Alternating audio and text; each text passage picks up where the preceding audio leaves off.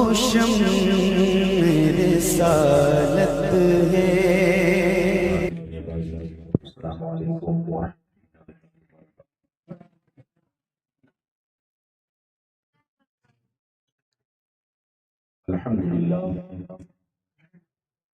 الحمد لله الذي فضل سيدنا مولانا محمدا على العالمين جميعا وأقامه يوم القيامة للمذنبين المتلوثين الخطائين الهالكين شفيعا، والصلاة والسلام عليه وعلى كل ومحبوب ومرضي لديه صلاة تبقى وتدوم آمين الملك الحي القيوم. أما بعد، أعوذ بالله من الشيطان الرجيم. بسم الله الرحمن الرحيم. والذي جاء بالصدق وصدق به أولئك هم المتقون. صدق الله مولانا العظيم وبلغنا رسوله النبي الأمين المتين الكريم الرؤوف الرحيم، ونحن على ذلك لمن الشاهدين والشاكرين والحمد لله رب العالمين. حضرات، آئیے سب سے پہلے آقائے نامدار مدنی تاجدار بے قصوں کے قصد بے بسوں کے بس لمبے لمبے ہاتھوں سے بھیک دینے والے آقا بے سہاروں کے سہارے حضور احمد مصطفیٰ صلی اللہ تعالی علیہ وسلم کی پیاری بارگاہ جھوم جھوم کر درود و سلام کا نذرانہ پیش کریں اور بآواز بلند پڑھ لیں سیدنا مولانا محمد معظم آلہ الکرام و اصحابہ الفقام و نبی الکریم مبارک وسلم صلاۃ و سلام علیک یا رسول اللہ صلی اللہ علیہ وسلم. اعلیٰ حضرت عظیم البرکت مجدد دین و ملت رغما سلام ہے اور آقا کریم صلی اللہ تعالی علیہ وسلم کی تصویر پاک آپ کے جسم اطہر نقشہ ہم لوگوں کے ذہن و دماغ میں بٹھاتے ہوئے فرماتے ہیں سرتاب قدم ہے تنے سلطان زمن، سرتاب قدم ہے تنے سلطان زمن پھول، لب پھول دہن پھول زخن پھول بدن پھول. سر سے لے کر پیر تک اس زمانے کے بادشاہ کا پورا بدن پھول ہی پھول ہے. آپ کے لب مبارک پھول ہے، آپ کا زخن مبارک پھول ہے، آپ کا دہن مبارک بھی پھول ہے. پھر عرض کرتے ہیں کہ اے مسلمانوں، جس آقا کو اللہ رب العزت نے ایک انوکھا پھول بنا کر دنیا میں بھیجا تھا، ان میں اور ہم میں یہ واضح بات ہے کہ دن کا بھی ہمارے تو ہلائے نہیں ملتا، دن کا بھی ہمارے تو ہلائے نہیں ملتا. تم چاہو تو ہو جائے کوہ محنت، تم چاہو تو ہو جائے. پھر آقا میں اور دوسرے لوگوں میں اتنا عظیم فرق یہ بھی ہے کہ واللہ جو مل جائے میرے دل کا پسینہ، واللہ جو مل جائے میرے دل کا پسینہ، مانگے نہ کبھی نہ پھر چاہے، مانگے نہ کبھی نہ پھر چاہے. پھر عرض کرتے ہیں کہ مسلمانوں، میرے آقا کے بدن کا ہر ایک حصہ، ہر ایک جزء اس قدر انوکھا تھا کہ دنیا کے کسی بھی حصے سے اور کسی بھی خوبصورت چیز سے اس کی مثال پیش نہیں کی جا سکتی. پوری دنیا میرے آقا کے قدموں کی برکت اور اس کا صدقہ ہے. جنہیں بھی حسن ملا ہو، جنہیں خوشبو ملی ہو، جنہیں برکت ملی ہو اور جنہیں عزت ملی ہو، سب میرے آقا ہی کے قدم پاک. اسی لیے آپ فرماتے ہیں سیدی سرکار اعلیٰ حضرت کہ دندانوں لبو زلف شہ کے فدائی، دندانوں لبو زلف رخ شہر فدائی ہیں لال یمن مشک ختم کا مطلب یہ ہے علماء کی محفل ہے، آپ طلبائے نام ہیں، آپ اس مفہوم کو سمجھیں اور دوسروں تک صحیح اس کا مطلب پہنچائیں۔ کا کلمہ مصرے کے اخیر میں رعایت سزا کی بنیاد پر ہے۔ اس کا اصل طریقہ پڑھنے کا یہ ہے، جب آپ معنی سمجھیں گے کہ دندانوں لبو زلفو رخ شہر فدائی ہیں، ان دندانوں لبو زلفو رخ شہر اخیر والے مصرے میں جو پھول ہے اس پھول سے اس کو جوڑیں کہ دندانوں لبو زلفو رخ شہر پھول، یعنی آقا کے نام مبارک، آپ کا چہرے پاک، آپ کا زلف پاک، یہ پھول ہے کیونکہ سرتاب قدم ہے تنے سلطان زمن، پہلے فرما چکے اعلیٰ حضرت۔ تو شعر میں کہتے ہیں دندان دانت مبارک، لب آپ کے لب مبارک، والزلف اور جو آپ کے زلف مبارک، یہ پھول اب یہ پھول ہیں، اس پھول کے شیدائی تین چیزیں ہیں لال یمن، ہے در یمن، ہے لال مشکل، ہے لال یمن، لال عشق ختم، در یمن، لال یمن، کچھ درد پاک پڑھیے اللہم صلی اللہ علیہ نبی نبی والی بارک وسلم، السلام علیکم یا رسول اللہ صلی اللہ تعالی علیہ وسلم۔ دندانوں لبو زلف رخ شہر فدائی ہیں در عدن، لال یمن، مشک ختم پھول۔ عدن ایک جگہ ہے جہاں کی موتی بہت مشہور ہے، در عدن یعنی عدن کی موتی۔ یمن کا لال بہت مشہور ہے، لال ایک ہیرے کی طرح ایک دھات ہے جو بہت قیمتی ہوتا ہے۔ یمن کا لال بہت مشہور ہے اور قیمتی ہے، اور مشک ختم کا مشک اور اس کی خوشبو بہت مشہور ہے۔ سرکار اعلیٰ فرماتے ہیں میرے آقا کی قدموں کی برکت ساری چیزیں ہیں، اگر یمن کی موتی بہت چمکدار اور بہت عمدہ ہوتی ہے، یمن کا لال بہت قیمتی اور خوبصورت ہوتا ہے، فتن کا مشک بہت خوشبو لیے ہوتا ہے، یہ دنیا میں اس کی حیثیت ہے، لیکن میرے آقا کی حقیقت یہ ہے یہ ساری چیزیں میرے آقا کے اجزاء کے اور اعضاء کے فدائی اجزاء ہیں۔ در یمن اگر اپنی اور در عدن اگر اپنی چمک کی بنیاد پر دنیا میں مشہور ہے، تو میرے آقا کے دندان مبارک میں اس قدر چمک اور روشنی ہے کہ ان کی روشنی میں آپ تبسم فرماتے ہیں تو کوئی گم شدہ سوزن بھی لوگ اسے پالے اور حاصل کرنے، اس قدر روشنی پھیلتی ہے، اتنی روشنی عدن کی مٹی میں آپ نہیں پائیں گے۔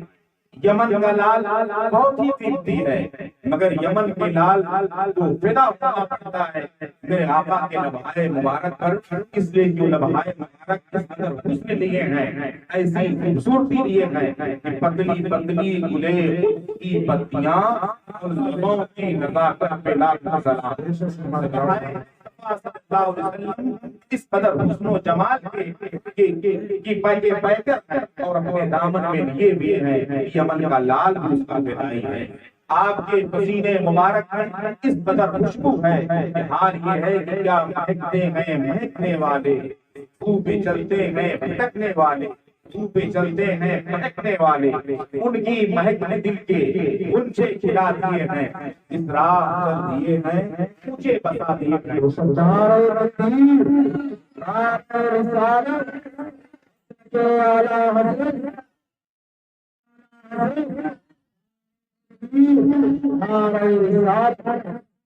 یہ ساری چیزیں دنیا میں بہت اہم ہیں، لیکن یہ دنیاوی چیزیں جو اپنے آپ کی حسن و جمال اور قیمت رکھتی ہیں میرے آقا کی قربان ہیں، اس کی فدائی ہے، قربان اور فدائی میں فرق ہے۔ فدائی دیوانہ پاک نشاور ہے میرے آقا کے سنبے پاک پر، میرے آقا کے پائے مبارک پر۔ پھر مقتے میں اعلیٰ حضرت فرماتے ہیں کیا بات رضا اس چمنستان کرم کی، کیا بات رضا اس چمنستان کرم کی، زہرا میں کلی جس میں حسین اور حسن ہو۔ اے رضا اس کرم اور بخشش کے بعد کی کیا ہی بات ہے، جس کرم و بخشش کے بعد میرے آقا سرکار مصطفیٰ صلی اللہ علیہ وسلم اور اس کی کلی فاطمہ زہرا کھلنے والے پھول حسنین کریمین ہیں۔ یہاں یہ بھی بتانا مقصد ہے شعراء جو شاعری کرتے ہیں انہیں آقا کی شان پاک میں یہ چاہیے اس کا پاس و لحاظ کرنا ہے۔ اس دور پاک میں اگر سیکھنا ہے تو حضور اعلی حضرت کی شان نشین ہے، شعراء بخشش پڑھتے رہیں، انشاءاللہ بخشش کا سامان بھی ان کے لیے بن جائے گا اور ان کا طریقہ بھی درست ہو جائے گا۔ آقا کی عزائے مبارک اور آپ کے حساب کس طرح بیان کی اعلی حضرت نے اور حضرت فاطمہ الزہرا کا اس دور بدن میں ایک مصرع اس مصرے کو آپ لوگوں نے بار سنا ہوگا اور پڑھنے کی بھی کوشش کریں۔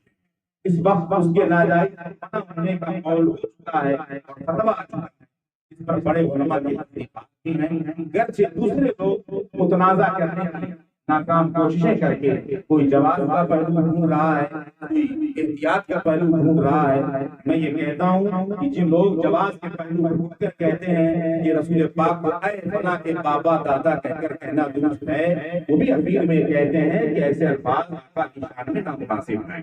اگر کوئی مطلق یہ سوال کرے کہ آقا کی شان میں کوئی نامناسب کلمہ استعمال کرنا کیسا ہے، ہر ایمان والا یہ کہے گا یہ درست نہیں ہے۔ آقا کی شان میں نامناسب کلمہ تو بہت دور کی بات ہے، کوئی ایسا کلمہ بھی استعمال کرنا چاہیے جو درست نہیں ہے، جس کے دو معنی ہوتے ہیں، ایک معنی توہین کی طرف لے جائے اور ایک معنی تعظیم کی طرف لے جائے۔ اس لیے شعراء کو ناظمہ کو حد درجہ احتیاط کے ساتھ کلمات کا استعمال کرنا چاہیے، اور آپ حضرات کا لازم ہے کہ انہی شعراء کا کلام پڑھیں جو مستند ہیں، جن پر کوئی اعتراض نہیں ہے۔ حضور اعلیٰ حضرت کے اشعار ہوں، علامہ محمد رضا بریلوی کے اشعار ہوں، حضور مفتی اعظم ہند کے اشعار ہوں، حضور قاری شریعہ کے اشعار ہوں، یا حضور اور بہت سارے محسن اعظم ہند کے اشعار ہوں، یا دیگر ناظمان میں جو مشائخ اعظام موجود ہیں ان بزرگوں کے اشعار جن کے اشعار پر کوئی کلام نہیں ہے، تاکہ آپ کی عادات بھی خراب نہ ہو اور آپ کا ذہن بھی خراب نہ ہو۔ کوئی ایسا جملہ اور کلمہ استعمال کرنے سے پرہیز کریں جس کلمے کو کوئی نامناسب کہہ سکے، یا جو کلمہ مرثیہ گوئی کی طرف جائے، یا جس کلمے کا دوسرا معنی بھی ہوگا۔ اور اپنے طلباء سے میری یہ بھی گزارش ہوگی کہ آپ اپنے انداز میں بھی حسن بنائیں، وارفتگی لائیں۔ کسی شاعر کا شعر سن کر کے اس کے انداز میں لچک پچک کر کے آپ کو نہیں پڑھنا چاہیے۔ آپ کا عادت پڑے ہوں کہ رسول پاک کی مدح سرائی کرنا ہے، آپ جذب کے عالم میں ہوں، مستی کے عالم میں ہوں، اور ادب کے ساتھ بارگاہ رسالت میں اپنے اشعار پیش کرنے کی کوشش کریں تاکہ آپ کی تہذیب کی کا پتہ چلے اور لوگ آپ سے سبق بھی حاصل کریں۔ حضرات، آج یوم حضرت صدیق اکبر رضی اللہ تعالیٰ عنہ ہیں، ان کے عرص مبارک کے موقع پر ہم اور آپ یہاں جمع ہو کر ان کے فیض و برکات سے ضرور مالا مال ہو رہے ہیں۔ حضرات گرامی، میں نے جس آیت کریمہ کی تلاوت کا شرف حاصل کیا ہے، اللہ فرماتا ہے والذی جاء بالصدق، وہ ذات جو سچائی کے ساتھ دنیا میں تشریف لائی، یعنی میرے آقا سے مراد وصدق بھی، اور وہ ذات جس نے سچے رسول کی تصدیق فرمائی، اولئک هم المتقون، یہ سب تقوی والے ہیں۔ یہاں آپ کو غور کرنا ہے، گویا جمع کا استعمال کیا گیا، اس سے آپ کو مسئلہ معلوم ہوگا کہ ماں واحد ایک سے اوپر بھی اگر تعداد دو بن جائے تو اسے جمع کہا جا سکتا ہے۔ اس سے ایک ذات آقا کی ہے والذی جاء بالصدق، اور دوسری ذات وصدق بھی حضرت ابوبکر صدیق کی ہے، اور قرآن کہتا ہے اولئک، جو چھوٹے طلبہ بھی جانتے ہیں، ذالک کا تسنیہ ذالک اور اس کی جمع اولئک ہے۔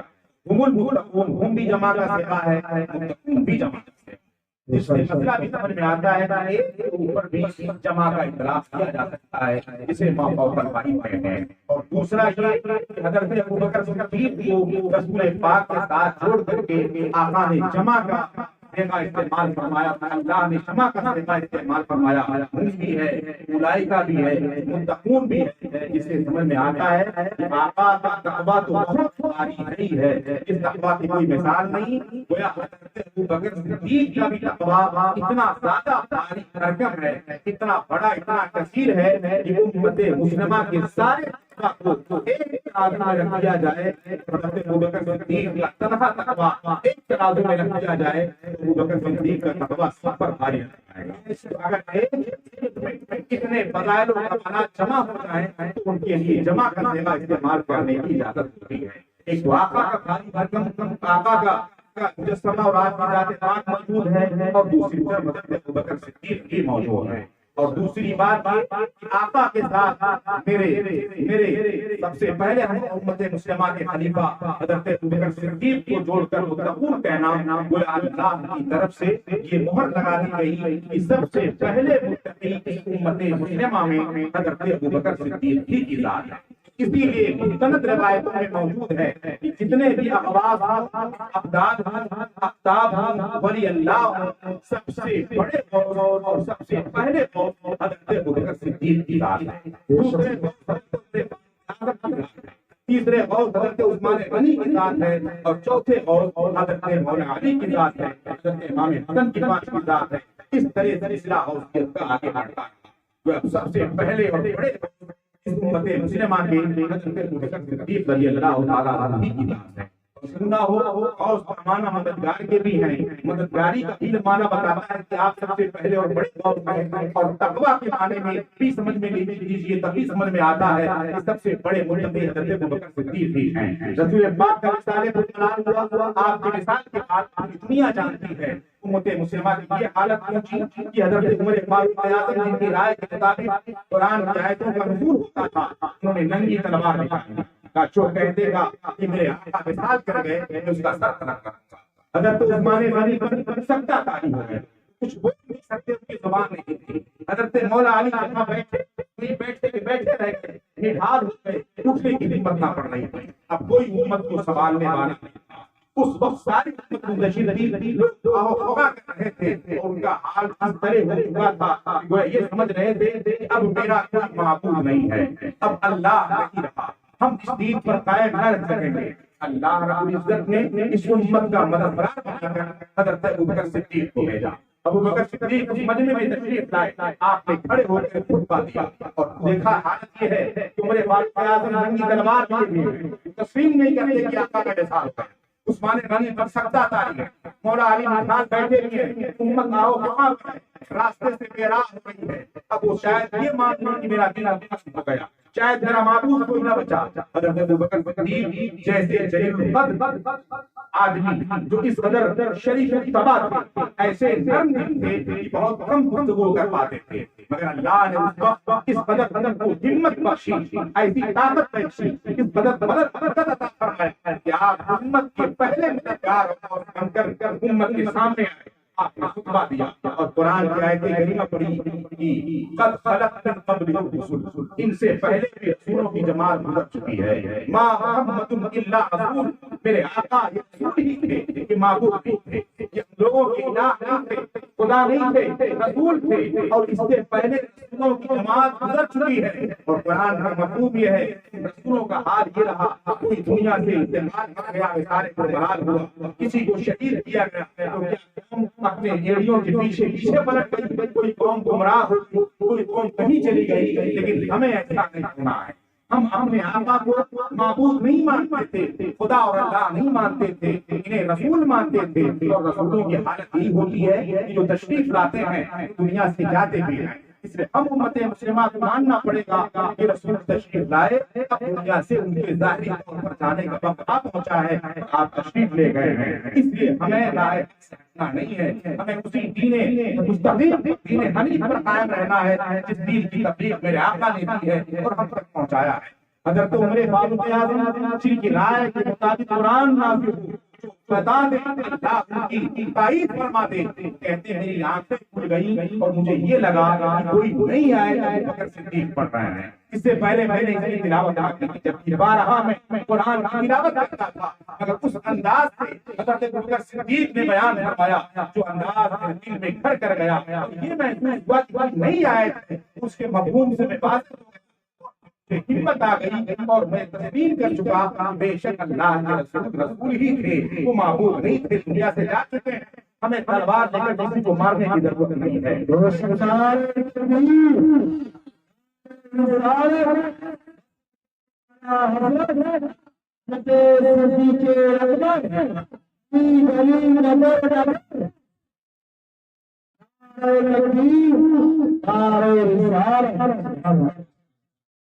یہ تفسیر یہ بتاتی ہے کہ گویا سب سے پہلے متقی بھی حضرت ابوبکر صدیق ہیں اور سب سے پہلے غوث بھی حضرت ابوبکر صدیق ہیں۔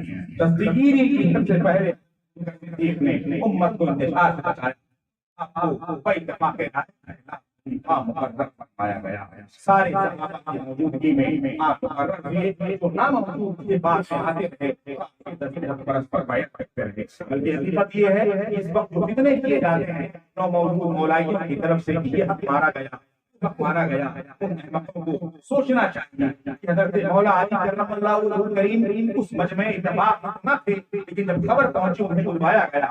حضرت ابوبکر صدیق نے ارشاد فرمایا تم رسول پاک کے جزادات دائی کے رشتے میں رکھتے ہو، داماد مصطفیٰ بھی پیغمبر کے داماد بھی تم ہو، تم بہت سوچ بوجھ رکھتے ہو، میں یہ سمجھتا ہوں کہ تم اپنے کسی عمل سے امت میں انتشار نہیں پیدا ہونے دو گے۔ سب نے اتفاق رائے تجھے اپنا امیر و خلیفہ تسلیم کر لیا ہے، تمہاری کیا رائے ہے؟ حضرت مولا علی ارشاد فرماتے ہیں کہ حضرت ابوبکر صدیق سے کہ آپ اپنا دست اقدس بڑھائیے اور میں آپ کے دست اقدس پر بیعت کر کے اس بات کو واضح کرتا ہوں کہ بے شک آپ ہی خلافت کے حقدار ہیں اور آپ ہی سب سے پہلے خلیفہ ہیں۔ اور مولا علی جوش عقیدت میں یہ جملہ ارشاد فرماتے ہیں کہ حضرت ابوبکر صدیق آپ کیا کہہ رہے ہیں؟ کون آپ کو خلیفہ بننے سے روک سکتا ہے؟ قدمک رسول اللہ صلی اللہ علیہ وسلم، آپ کو تو آقا کریم نے آگے بڑھایا ہے۔ تو دنیا میں کون ایسا پیدا ہوا ہے جو آپ کو پیچھے کر سکے، آپ کے نمبر بڑھا سکے؟ مانو اسی لیے تو اعلیٰ حضرت کہتے ہیں اصدق الصادقین سید المتقین، اصدق الصادقین سید المتقین، رازدار نبوت کے لاکھوں سلام، گوش بدارت میں لاکھوں سلام۔ اے ابوبکر صدیق آپ سچوں میں ہی سب سے سچے ہیں، متقیوں کے سردار آپ ہیں۔ حقیقت یہ ہے کہ نبوت کے رازدار آپ ہی نبوت کے رازدار ہیں۔ اسی لیے آقا جس قدر اعتماد حضرت ابوبکر صدیق پر فرماتے تھے کوئی دوسری ذات دنیا میں دکھا نہیں سکتا، اتنا اعتماد کبھی کبھی فرماتے رہے ہیں۔ آپ نے اپنے بیان سے اپنے حال سے ثابت فرما دیا کہ میرے سب سے زیادہ معتمد اگر کوئی دنیا میں ہے تو ابوبکر صدیق ہیں۔ آپ کیا ہجرت کا واقعہ نہیں دیکھتے؟ وہ ابوبکر صدیق کی تنہا ذات صحابہ میں جن کی صحابیت پر صراحت کے ساتھ نام کیا ہے حضرت ابوبکر صدیق کا نام ہے جنہیں اللہ نے رسول پاک کا صحابی فرمایا ہے۔ اس یقول صاحب کی فرمایا ہے جب حضرت رسول کونین نے اپنے صاحب صحابی اپنے ساتھی سے کہا لا تحزن ان اللہ معنا، آپ رنجیدہ مت ہو، بے شک اللہ میرے ساتھ ہے، جس کا ذکر قرآن میں صلاۃ اللہ نے فرمایا ہے نئے وہ دوسرے ذکر ہیں جب یہ دونوں ایک ساتھ غار میں موجود تھے۔ ابو بکر کا ذکر اللہ عزت اپنے رسول کے ساتھ کرتا ہے، ان کے صاحب ہیں، ان کے صحابی ہیں، ان کے ساتھی ہیں، ان کے پاس رہنے والے ہیں۔ کون ایسا شخص ہے جو ایمان والا ہونے کا دعویٰ کرے؟ حضرت ابو بکر کی صحابیت پر غلو ہے یا ان کے سب سے زیادہ معتمد علیہ ہونے پر غلو ہے یا ان کے سب سے زیادہ خلافت کے مستحق ہونے پر غلو ہے؟ مسلمانوں، حضرت ابو بکر صدیق رضی اللہ تعالیٰ عنہ کی ایسی ذات ہے کہ حضرت عمر فاروق اعظم جو اس قدر متقی پرہیزگار تھے کہ لوگ رسالے دیتے تھے، وہ ایک بار فرماتے ہیں کاش میرے پوری زندگی کی نیکی ابو بکر کی ایک دن اور ایک رات کی عبادت اور عمل کے برابر ہو جائے تو میں فخر محسوس کروں گا، میں اسے کافی سمجھوں گا۔ لوگوں نے پوچھا حضرت ابو بکر صدیق کی کون سی ایسی عادت ہے، کون سا ایسا عمل ہے جس عمل کی خاص آپ اس طرح ہیں کہ پوری دنیا کا عمل ان کے برابر ہو جائے؟ ارشاد فرماتے ہیں حضرت ابو بکر کے رات کا عمل یہ ہے کہ وہ ہجرت کی رات غار ثور میں نبی کے پاس ساتھ تشریف فرماتے، اس وقت تنہا حضرت ابو بکر کی فضیلت حاصل ہے، ان کے گھر کے مدد کی تھی ہجرت میں۔ حضرت ابو بکر صدیق کی اہلیہ بھی ہیں، آپ کی والدہ بھی ہیں، آپ کے بھائی بھی ہیں، آپ کا غلام بھی ہے، آپ کی باندی بھی ہے، سارے لوگ راستہ ہموار کر رہے ہیں۔ جو غلام راستہ دیکھنے جاتا ہے، بہن اپنے دوپٹے میں روٹیاں پاک کر لاتی ہیں، آپ کی بیٹی بھی مدد کر رہی ہے، آپ کی بیوی بھی مدد کر رہی ہے، آپ کی والدہ بھی مدد کر رہی ہے، آپ کے گھر کے ہر ایک گھر مدد کر رہے ہیں۔ حضرت ابو بکر صدیق کے گھرانے کو ہجرت رسول پاک کا اس حدر تعاون کیا ہے، تو تعاون کوئی دوسرا گھرانہ نہیں پیش کر سکتا ہے. پوری ہجرت میں سارے لوگ ساتھ رہے. جب حضرت ابوبکر صدیق غار ثور پہنچے تو غار ثور تقریباً 2.5 سے 3 کلومیٹر کی اونچائی پر ہے. چڑھ گئے حضرت ابوبکر صدیق. جالا مارا لگا ہوا ہے. آپ کہتے ہیں حضور آپ انتظار کریں, سب سے پہلے میں غار کے اندر جاؤں گا, آپ کو جانے کی ضرورت نہیں ہے. عشق تھا حضرت ابوبکر صدیق کا, شاید ایسا عشق کوئی اپنے اندر دکھا نہ سکے جو عشق و محبت حضرت ابوبکر کے سینے میں تھا. ایسے پرخطر ماحول میں جب سارے کافر لگے ہوئے مارنے کے لیے, آپ کا پورا گھرانہ گائیڈ کر رہا ہے, راستہ دکھا رہا ہے, تعاون کر رہا ہے, نبی کی ہجرت کے لیے راستہ ہموار کر کے وہاں پہنچانے کی کوشش کر رہا ہے. کوئی خوف نہیں کہ مجھے مار دیا جائے, کوئی خوف نہیں کہ ہمیں قید کر دیا جائے. آقا کو سلامتی کے ساتھ حفاظت کے ساتھ وہاں پہنچانا ہے جہاں آقا چاہتے ہیں. فرض تعاون کیا. صدیق کہتے ہیں حضور میں پہلے جاؤں گا, ان آپ باہر انتظار فرمائیں, آپ رک جائیں, میں اندر جاتا ہوں. اندر جاتے ہیں, سارے ثور کو صاف کرتے ہیں. مشہور روایت ہے سارے سوراخوں کو بند کرتے ہیں جو سامان ہے, یہ اپنے بدن کے کپڑے کو نکال کے اسے بند کرتے ہیں. کپڑا جہاں آپ کی حفاظت کے لیے ہوتا ہے, کپڑا عزت کا بھی سبب بنتا ہے. قرآن میں اتنا لباس وانتم لباس عورتیں تمہارے لیے لباس ہیں اور تم عورتوں کے لیے لباس ہو. اس لباس کا صرف یہ مطلب نہیں کہ شو دکھانا ہے, لباس کا ایک صحیح معنی یہ بھی ہے تم ان کی عزت ہو اور عورتیں تمہاری عزت ہیں. کپڑا بدن پر عزت کا بھی سبب ہے. نبی عشق میں اپنے نہ بدن کی حفاظت کی پرواہ کرتا ہے نہ بدن کی عزت کی پرواہ کرتا ہے. چاہے کپڑے پھٹے ہوں, بدن پر کپڑے نہ موجود ہوں, صرف چادر عورت ہی رہے, ننگا بدن بیٹھ جائیں گے, آقا کو ایذا دینے کا کوئی راستہ نہیں چھوڑیں گے. ابوبکر صدیق کا یہ تنہا حصہ تھا انہوں نے بدن کی عزت کی پرواہ نہ کرتے ہوئے اپنی ساری عزتیں عظمتیں نبی کے قدموں پر قربان کر کے ثابت کر دیا میں ہی ایسا ہوں. سید المتقین رازدار نبوت پہ لاکھوں سلام. نعرہ تکبیر, نعرہ رسالت, عظمت صدیق اکبر, اعلیٰ حضرت, اہل سنت, نعرہ تکبیر, نعرہ رسالت. صدیق نے یہ کارنامہ انجام دیا. آپ نے جس سوراخ بند کرنے کے لیے کوئی کپڑا نہ تھا, اپنی ایڑی لگا دی, آپ نے جیسا پریشانی لائی گئی, پھر بھی نبی پاک کو حرکت نہ دی کہ آپ جانوے اندر پر تشریف فرما گئے. سانپ کا سکت کو برداشت کر کے آقا کی عظمت پر اور ان کے نیند میں ان کے کسی معاملے میں خلل نہ ڈالے, اس سے بڑھ کر بارہ کیا ہو سکتی ہے.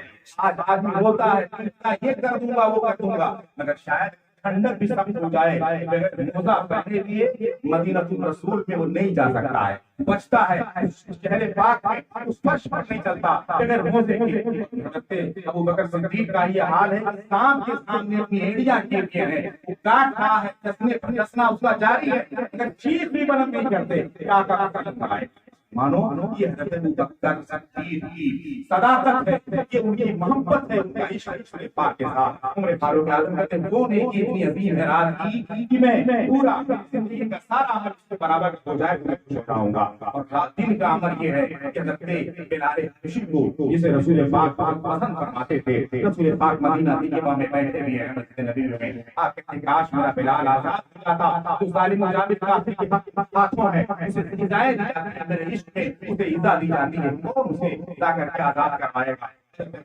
ایک نے اپنا مال لیا اور اس شخص کے پاس حضرت بلال حبشی کو مقید کیے ہوئے تھا, اس نے جا کے سودا طے کرتے ہیں, کافی پیسے اس نے مانگے, حضرت ابوبکر صدیق نے سارے پیسے دے دیے, کئی غلام اس نے مانگے, ابوبکر صدیق نے غلام بھی دے دیے, مگر جب حالت دیکھی حضرت بلال حبشی کی جس قدر رکوع میں کر کے انہیں باندھ رکھا ہے, اس قدر پتھر پیٹھ پر ہے, نیچے ہے, لہو لہان ہے بلال حبشی, حضرت ابوبکر صدیق نے اپنے مال کی پرواہ نہ کی, اپنے غلاموں کی پرواہ نہ کی, سب کچھ نچھاور کر کے نبی پاک کے اس مقصود کو پورا کرنے کے لیے سب کچھ لٹا ڈالا. نہ لٹا ڈالتے اس لیے اکبر تو ایسے عاشق تھے جو کہتے تھے پروانے کو چڑھا کا مفہوم کہتے تھے, مطلب زبان حال سے کہتے تھے, ورنہ فتویٰ لگانے لگوں کو شعر ان کا نہیں ہے, کہتے تھے کہ مطلب زبان حال ان کی حالت جو ہے کہتی تھی پروانے کو چڑھا پھول پر صدیق کے لیے کپڑے کی ضرورت ہے, نہ میں بچے کی ضرورت ہے, نہ مجھے غلام کی ضرورت ہے, مجھے دولت ہے. سے ساری دولت دے کر کے جو اس نے مانگا تھا، قیمتی چیزیں دے کر آپ نے اسے چڑا کر کے حضرت بلال حبشی کو اس قدر سجایا، نہلایا، کھلایا، پلایا کہ بلال حبشی چیخ کر کہتے ہیں پوری زندگی میری گزر گئی، بڑھاپے کی عمر میں ہوں، کسی نے اس قدر لاڈو پیار سے مجھے کبھی رکھا ہی نہیں۔ ابو بکر آپ کا احسان زندگی بھر نہ بھولوں گا، اس طرح تو والدین کے ساتھ کبھی نہیں رویہ پیش کیا، کون شخص اس قدر میرے ساتھ محبت نہ کر سکا جس محبت کا اظہار نہیں کیا۔ آقا کی نسبت کی بنیاد پر وہ ان سے اس قدر محبت کرتے تھے۔ حضرت بلال حبشی کو جب آقا کے قریب لے جاتے ہیں، آقا خوش ہو جاتے ہیں، اچانک دیکھ کے کہتے ہیں ابو بکر یہ کیسے کھلا؟ یہ پیسے دیے میں نے، یہ غلام میں نے دیے، یہ شرطیں میں نے پوری کی، پھر آپ غلام کو چھوڑا کے آپ کے بارگاہ میں حاضر کیا ہوں۔ نبی کہتے ہیں بلال ابو بکر کچھ بال تم لگا لیتے کتنا اچھا تھا، اتنا مال تم نے میرے خرچ کر دیا، سارے پیسے تم نے لگا دیے، میرے مال کا بھی کچھ حصہ تم لگا لیتے تو بہت اچھا لگتا۔ حضرت ابو بکر صدیق کی آنکھوں میں آنسو عرض کرتے ہیں حضور یہ سارا مال جو ابو بکر کا ہے تو آپ ہی کا ہے، سب کچھ آپ کا تھا، ابو بکر آپ کا ہے، میرا مال بھی آپ کا ہے، الگ سے آپ کے مال کی ضرورت نہیں، میں خود آپ کا ہوں، میرا گھرانہ آپ کا ہے، میری عزت آپ کی ہے، میری عظمت آپ کی ہے۔ حضرت رسول کون ہے بہت خوش ہوئے حضرت ابو بکر کی اس فعل سے۔ حضرت عمر فاروق اعظم کہتے ہیں اس عمل کے برابر نہیں، میرے سارے اعمال ہو جاتے میں سمجھتا کہ کامیاب ہوں۔ مانو یہی وجہ ہے کہ حضرت ابو بکر صدیق پر رسول پاک اعتماد فرماتے تھے، اس قدر اعتماد کسی اور پر آپ نے ظاہر نہ فرمایا۔ جو نماز حضرت ابو بکر کے خلیفہ ہونے کی اشارہ کرتی ہے، آپ نے ارشاد فرمایا حضرت عائشہ سے کہ وہ ابا بکر فلیصلی بالناس، ابو بکر کہہ دو لوگوں کو نماز پڑھا دیں۔ شاید غالباً ظہر کا وقت تھا۔ حضرت ابو بکر صدیق کے بارے میں حضرت عائشہ کہتے ہیں حضور آقا نعمت میرے آپ درجہ محبت کرتے ہیں، آپ کے مسلح امامت پر نہیں کھڑے ہوتے ہیں، مانو آپ اس کے ادب المومنین جو زوجین رسول ہیں آقا کے لیے پکارتی ہیں، کیا رسول اللہ کے لیے پکارتی ہیں، آقا نعمت کے لیے پکارتی ہیں، ہماری کے ساتھ کسی کا نانا چچا بابا کے لیے ہم گا رہے ہیں، حماقت کے ساتھ ہو سکتی ہے۔ سلمانوں حضرت عائشہ کہتے ہیں حضور آقا کریم میرے باپ نرم دل نہیں کھڑے ہو پائیں گے، آقا فرماتے نہیں انہیں دو، علالت میری بڑی بڑی ہے، میری نباہت کمزوری بڑی بڑی ہے، میں مسلح امامت بننا چاہوں گا، ابو بکر پر آئیں گے۔ ابو بکر پر تیار کیا جاتا ہے وہ جائیں، ان کی ہمت نہ تھی، اتنے میں ہر دور میں ہوتا ہے کہ نماز قریب ہے، لوگوں نے نمازی تھے انہوں نے مشورہ دیا کہ میرے فاروق اعظم بھی بیٹھے تھے، بہت باکمال شخصیت ہے، یہی نماز پڑھا دیں، ان کو مسلح پر آپ مسلح پر آگے بٹھایا جا رہا ہے، صرف کہا نہیں جاتا۔ حضرت رسول کون ہے ارشاد فرماتے ہیں لا لا نہیں عمر کو آگے مت بڑھا، یا اللہ والمسلمون الا ابا بکر، مسلمان اور اللہ ابو بکر کے سوا کسی کو پسند نہیں کریں گے، اس مسلح پر میرے بعد ابو بکر ہی کے قدم آئیں گے، وہی امامت کر سکتے ہیں۔ نبی پاک کی حدیث اس بات کی طرف واضح میرے بعد اگر خلیفہ بننے کا مستحق ہے تو ابو بکر صدیق ہی خلیفہ بننے کے مستحق ہیں، وہی خلیفہ اول ہیں۔ اسی وجہ سے اتفاق رائے حضرت ابو بکر صدیق رضی اللہ تعالیٰ عنہ کو خلیفہ اول بنایا گیا۔ اس لیے حضرات حضرت ابو بکر کی خلافت پر کسی کو محل اعتراض کرنے کی گنجائش نہیں، جتنے خلفاء ہیں سب کی ترتیب خلیفہ تسلیم کیے گئے ہیں۔ آج جو اختلافات ڈالے جاتے ہیں اہل ایمان میں انتشار پیدا کرنے کے لیے آپ سے اساتذہ سے پوچھیں گے، علماء سے دریافت کریں گے، مستند کتابوں سے بہت بڑی ہوئی ہیں کہ ابو بکر صدیق پہلے خلیفہ ان کے مستحق بھی تھے، اس لیے حضرت ابو بکر صدیق رضی اللہ تعالیٰ عنہ پہلا خلیفہ بنائے۔ ہوں گے حضرت عثمان غنی کے صحابہ بہت مشہور تھے، بہت حضرت عثمان ابن عوف کی بہت مدد فرمائی تھی، مگر حضرت ابو بکر صدیق اگر تھوڑی سی مدد فرما دیتے تو آقا اسے اس پر فرماتے۔ ایک موقع پر آقا فرماتے ہیں جنہوں نے دنیا میں جتنی بھی میری مدد کی ہے دین کے نام پر، اسلام کے نام پر ان کے جتنے احسان ہیں، جتنے نیک کام ہیں، سب کا بدلہ میں نے دنیا میں انہیں عطا معلوم ایک بھی سمجھ میں آتا ہے کہ میرے آقا کے ہاتھ میں خزانوں کی چابیاں ہیں، کون دیتا ہے دینے کو چاہیے، دینے والا ہے سچا ہمارا دین کے نام پر اسلام کے نام پر مدد کی ہے، سب کا جزا سب کا بدلہ میں نے دنیا میں ہی انہیں ادا کر دیا ہے۔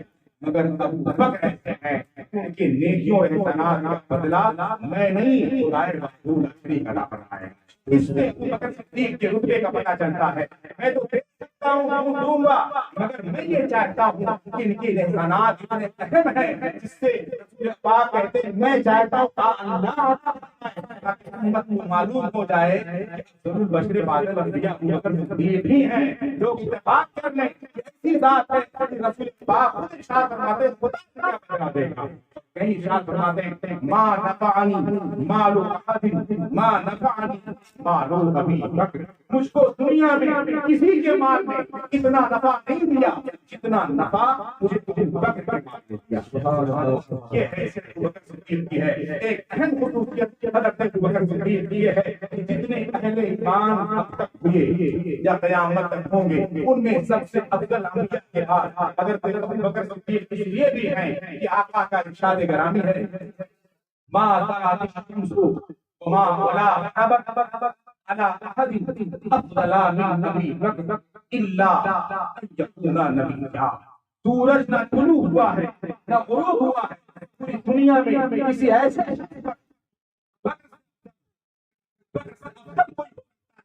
नबूवत वाला ही दिखता है।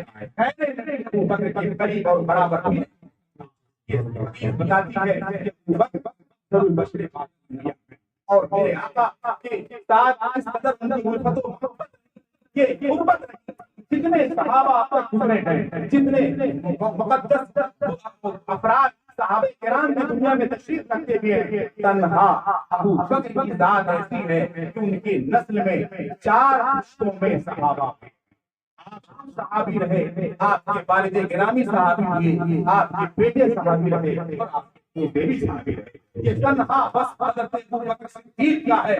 4 रिश्ते सहाबी और किसी को शर्फ हासिल नहीं है। हज़रत अबू बकर सिद्दीक रज़ी अल्लाह तआला अन्हु का सिलसिले नस्ल हज़रत मुर्रा बिन काब के तवस्सुल से 7वीं नस्ल में उसमें कौनें दर्जा पहुंचता है। ये अबू बकर की ज़ात बरकत है। बचपन में भी आप कभी भी परस्ती में मशगूल न हुए। आपके वालिद गिरामी ईमान लाने से कब अपने बेटे उंगली में लेके गए माबूद अरे बातिल के सामने, कहा बेटे ये मेरे माबूद हैं पूज लो, और कह के अंदर से बाहर चले गए। हज़रत अबू बकर पर फजल इलाही है। अभी ईमान की तस्दीक न किए हुए इस्लाम की हज़रत अबू बकर तिफली में बचपन में जब माबूद बातिल के सामने बाप ने खड़ा किया जिनका नाम हज़रत अबू वहाबा जिनकी कुनियत थी, कहते हैं हज़रत अबू बकर सिद्दीक की सकावत है, उनकी फतानत है। कहते ये खुद मेरे माबूद हैं, अरे खुद मैं भूखा हूँ इन्नी जाए मैं भूखा हूँ मुझे खाना खिला दे। इधर से कोई आवाज नहीं है। कहते मैं नंगा हूँ मुझे कपड़े पहना दे। कहने का मतलब ये कि कुछ मुझे देगा तब तो मेरा माबूद होगा।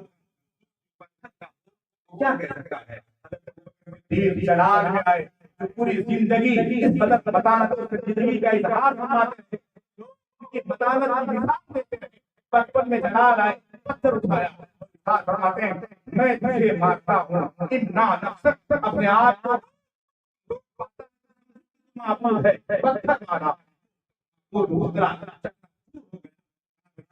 जो नफा नुकसान न पहुंचा सके वो माबूद कैसे हो सकता है? माबूद नहीं मान सकता। बेटा क्या किया? वही मैंने किया जो उसके साथ करना चाहिए, जो उसके सामने माथा देखते हो नफा नहीं पहुंचा सकता, नुकसान नहीं पहुंचा सकता, कुछ दे नहीं सकता, ये माबूद कभी नहीं होता। नबूवत फरमाया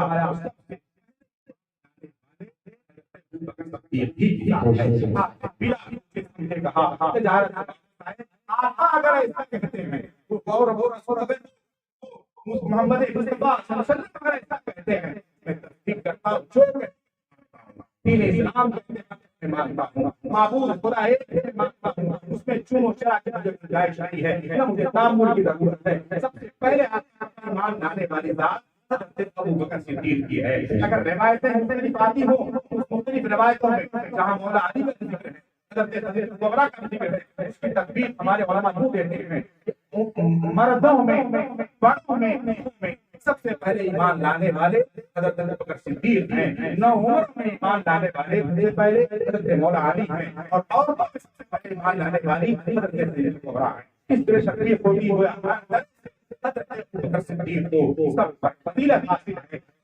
अफजल बशर इबादत मिनल अंबिया। यही हमारा ईमान है, यही हमारा अकीदा है। मानो अकीदे के साथ जिंदगी गुजारना चाहिए। दुआ है कि मौला करीम हम सबको हज़रत अबू बकर सिद्दीक़ रज़ियल्लाहु ताला उनके आले पाक लाने करम से मालामाल फरमाए। नबी पाक के सदक़े में उनकी तमाम बरकत से हम सबको खूब महसूस फरमाए। तो ऐसी जात को क्या फरमाते अंता अतीकुम फिन्नार मिनन नार, तुम जहन्नम से आजाद हो। आला हज़रत फरमाते महबूबे रब्बे अर्श है इस सब मुद्दा में पहलू में जलवा का अति बहुमती है। जिसकी सही तर्जमानी होती है उस पर कायम और दायम रखे और हमें फितनों से महफूज रखे।